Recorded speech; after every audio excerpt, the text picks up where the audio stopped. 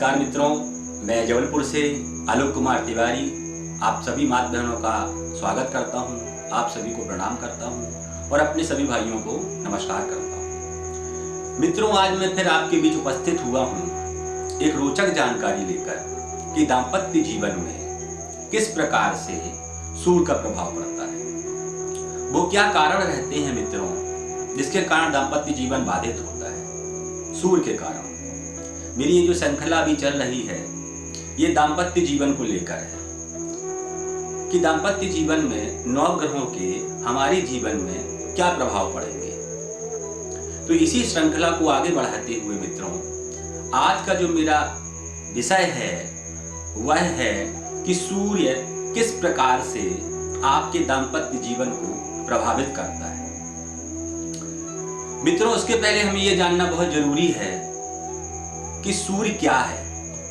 प्राय ये सभी जानते हैं कि सूर्य क्या है, लेकिन फिर भी मैं आपको संक्षेप में ज्योतिष के अनुसार इसका क्या स्वरूप है वह बताऊंगा और ये भी बताऊंगा मित्रों आपको कि ये क्यों दाम्पत्य जीवन को प्रभावित करता है।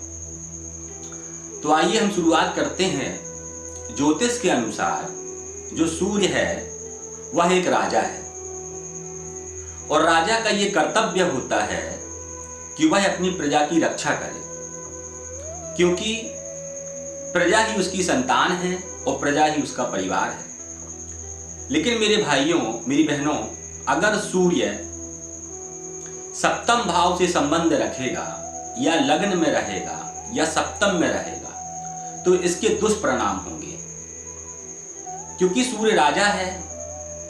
राजा अगर भोग विलास में लग जाएगा, अपने परिवार में लग जाएगा, अपनी पत्नी में लग जाएगा, अपने बच्चों में लग जाएगा, तो वह अपने प्रजा की रक्षा नहीं कर पाएगा।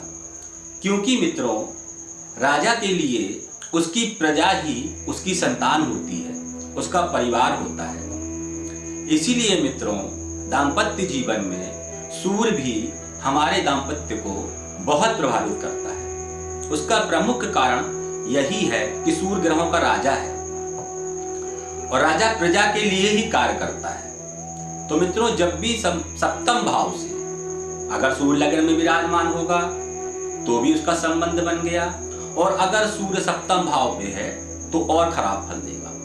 मित्रों, क्योंकि कारक कुंडली से अगर हम गणना करते हैं तो कारक कुंडली से पत्नी भाव या पति भाव में सूर्य नीच का हो जाता है। और वह मैं आपको बता रहा हूं कि क्यों नीच का होता है, क्योंकि वह एक राजा है। राजा अपने भोग विलास में अगर लगा रहेगा तो राजा प्रजा की सेवा नहीं कर पाएगा। इसीलिए मित्रों, दाम्पत्य जीवन को सबसे ज्यादा अगर कोई ग्रह प्रभावित करता है तो वह सूर्य भी प्रभावित करता है, क्योंकि यह एक तेजात्मक ग्रह अर्थात क्रूर ग्रह है, अग्नि तत्व ग्रह है। इसलिए जिस भाव पर बैठेगा उस भाव की तो वृद्धि करेगा, लेकिन अगर अन्य इसका संबंध पत्नी या पति के भाव से बन गया तो मित्रों वहां पर यह जीवन नरक तुल्य कर देता है। मित्रों, क्योंकि आपने देखा होगा कि कोई भी राजा या राज्य की सेवा करने वाला अपने परिवार को समय नहीं दे पाता है, या तो उसको अपने परिवार का त्याग करना पड़ेगा, जैसा कि हमने बहुत से उदाहरण देखे हैं। इसके उदाहरण हमारे भगवान श्री रामचंद्र जी साक्षात हैं, जिन्होंने प्रजा के कारण से अपने परिवार का त्याग कर दिया। ऐसे कई उदाहरण हैं मित्रों, अगर मैं देना चाहूं तो आपको बहुत उदाहरण दे सकता हूं। तो मेरा कहने का तात्पर्य यही है कि सूर्य दाम्पत्य जीवन में बाधा करता है। उसके बहुत से कारण हो सकते हैं। एक तो व्यक्ति अपने परिवार को समय नहीं दे पाएगा, या तो उसको अपने परिवार का त्याग करना पड़ेगा। और मित्रों, राज्य की सेवा वही कर सकता है जिसने अपने परिवार का त्याग किया है। मित्रों, अब मैं आपको बताता हूं कि किस प्रकार से सूर्य दाम्पत्य जीवन को प्रभावित करता है। सूर्य अगर सप्तम भाव पर विराजमान होगा तो मित्रों तलाक निश्चित है। पति पत्नी के तलाक को, उनके डिवोर्स को, उनके संबंध विच्छेद को कोई नहीं रोक सकता है। अभी आपने देखा पिछले मेरे वीडियो में कि मंगल और राहु के बारे में मैंने जो विवरण दिया था, उससे ज्यादा कहीं हानि अगर पहुंचा सकता है तो वो सूर्य है। मित्रों, इसके बहुत से कारण बनते हैं। पहला कारण तो ये भी बनता है कि पति या पत्नी किसी सरकारी नौकरी पर या राज्य की सेवा में किसी ऊंचे ओहदे पर रहेंगे, अर्थात ऊंचे पद पर रहेंगे।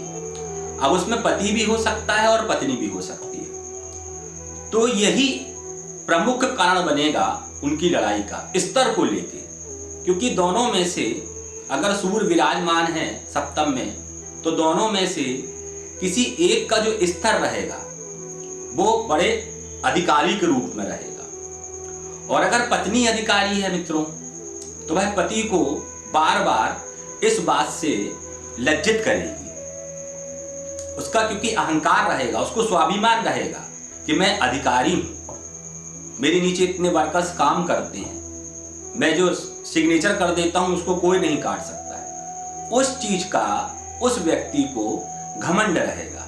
वो कोई भी हो सकता है, आपकी पत्नी हो सकती है, आपका पति हो सकता है। तो स्तर को लेकर, पद को लेकर उन दोनों के बीच में मतभेदता रहेगी, अहंकार रहेगा। प्रमुख कारण तो उनके जीवन का ये बनेगा। फिर मेरे भाइयों, अगर सूर्य का द्वादश से संबंध बन गया और मान लीजिए सूर्य द्वादश में नीच राशि पर है, तो फिर तो वह अत्यंत दुख प्रदान करेगा। क्योंकि कारक कुंडली में, जैसा मैंने आपको बताया, सप्तम भाव में सूर्य नीच का हो जाता है। अब वह सप्तम भाव में किसी भी राशि पर बैठा हो, उससे कोई फर्क नहीं पड़ता है, लेकिन वह अपना असर दिखाएगा ही दिखाएगा। क्योंकि अग्नि का ये गुण रहता है कि दूसरों को जलाना या उस चीज को भस्म कर देना जो उसके समकक्ष में आई है। तो मित्रों, जो मैंने आपको बताया कि स्तर को लेकर अगर पत्नी है तो वह बड़ी अधिकारी रहेगी, वह अपने पति को अहंकार स्वरूप दबाएगी। क्यों? क्योंकि उसका ओहदा बड़ा है।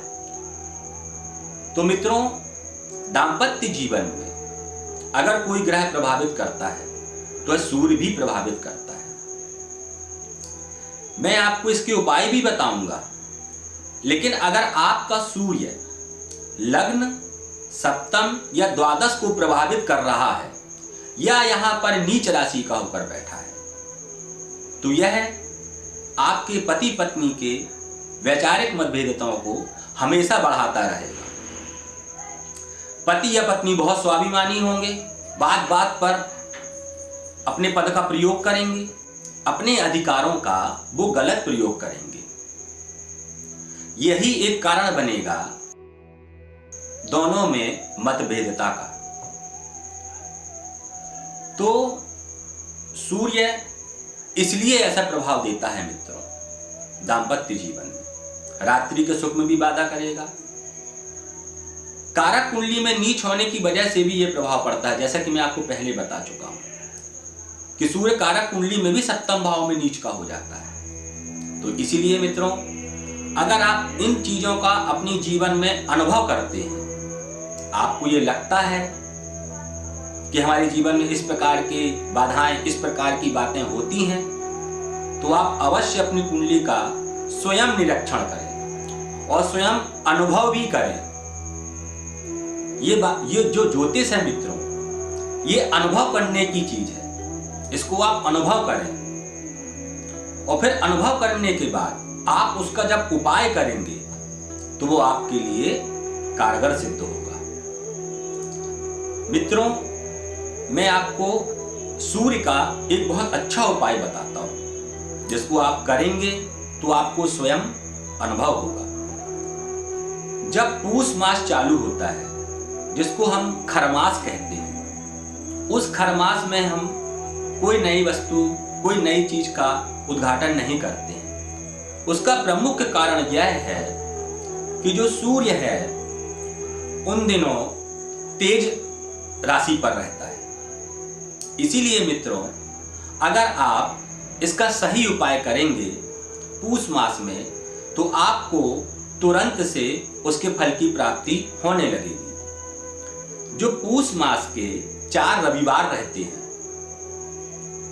4 संडे रहते हैं, उन रविवार के दिन आप सूर्य देव का विधिवत पूजन करें, उनको अर्घ चढ़ाएं। अर्घ मतलब उनको जल प्रदान करें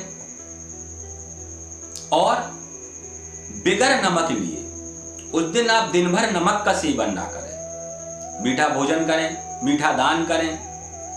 इस प्रकार, और इसमें कोई विशेष नहीं है मित्रों कि कोई बहुत बड़ी बात है, आप उस दिन बस नमक ना लें। ये अगर आप 4 रविवार करते हैं, पूरे मास में 1 महीने में 4 रविवार आएंगे, अगर आप उन 4 रविवार को ये करते हैं तो आप स्वयं उसका अनुभव प्राप्त करेंगे और आपको सूर्य देव की कृपा प्राप्त होगी। और अगर आपको ऐसे फल आपकी कुंडली में दिख रहे होंगे तो वो समाप्त हो जाएंगे। इसी के साथ मित्रों, मैं अपनी बात को यहीं समाप्त करता हूँ और आपसे ये आशा करता हूँ कि आप मेरे चैनल HDM ज्योतिष को लाइक करें, सब्सक्राइब करें और कमेंट भी करें, ताकि जो मेरे नए वीडियो हैं वो आप तक पहुंच सकें और आपको नई नई जानकारियां मेरे माध्यम से प्राप्त होती रहें। नमस्कार, जय हिंद।